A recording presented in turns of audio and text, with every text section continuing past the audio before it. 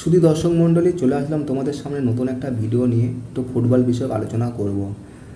আমি জানি আমার মতন তোমরাও অনেক বড় ফুটবল প্রেমী, আমি ছোটোখাটো ফুটবল প্রেমী। যাই হোক, তোমরা অনেকে ক্লান্ত, যেহেতু রাতে খেলা দেখেছো, তারপরে সকালেও খেলা দেখেছো। তো বিশ্ব ফুটবলের দুই বড় আসর, কোপা এবং ইউরো, কোনটা থেকে আমরা কী পেলাম? ইউরো দেখলো কিন্তু তারুণ্যের জয়, তরুণ খেলোয়াড়দের কিন্তু উপহার দিয়েছে এই ইউরো কাপ, যার মধ্যে থাকবে লামিন ইয়ামাল, স্পেনের অসাধারণ প্রতিভা, মাত্র 16 বছর বয়স, যাতে আগামী দিনের মেসি বলা হচ্ছে। জার্মানির জামাল মুসিয়ালা, অসাধারণ একজন খেলোয়াড়। নিকো উইলিয়ামস আছে স্পেনের, গ্রেগপো আছে, আদ্দা গুলের আছে তুরস্কর। অসাধারণ খেলোয়াড় কিন্তু উপহার দিয়েছে ইউরো কাপ। এবং আগামী দিনে এই সমস্ত তারকাদের নিয়ে কিন্তু মাঠতে চলেছে ফুটবল বিশ্ব। এবার যদি আমি কোপা আমেরিকার কথায় আসি, কোপা আমেরিকা কিন্তু অভিজ্ঞতার জয় হয়েছে। রড্রিগেজ অনেক দিন ধরে খেলছে। আর্জেন্টিনার যে টিমটা চ্যাম্পিয়ন হলো, সেটা 5-6 বছর একটা সেট টিম। কোপাইতে তেমন কিন্তু কোনো তরুণ খেলোয়াড়কে তেমন চোখে পড়েনি। এটা আমার পার্সোনাল মতামত, তোমাদেরও মতামত থাকতে পারে, তোমরাও কমেন্ট করো।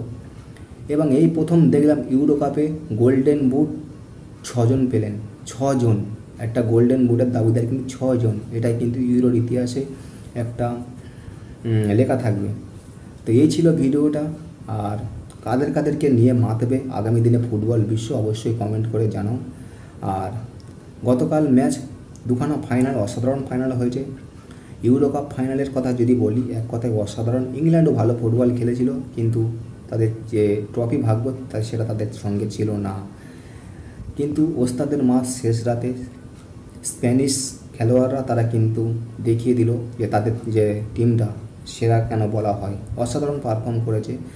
আর কোপাতে যদি আসি, কোপা আমেরিকাতে কলম্বিয়া কিন্তু একটা বড় শক্ত প্রতিপক্ষ। এই ইন্ডিয়া কিন্তু নেইমারকে এমন আঘাত করেছিল, নেইমার অনেক দিন মাঠের বাইরে ছিলেন, কিন্তু সেই আঘাতও কালকে আবার মেসি পেল।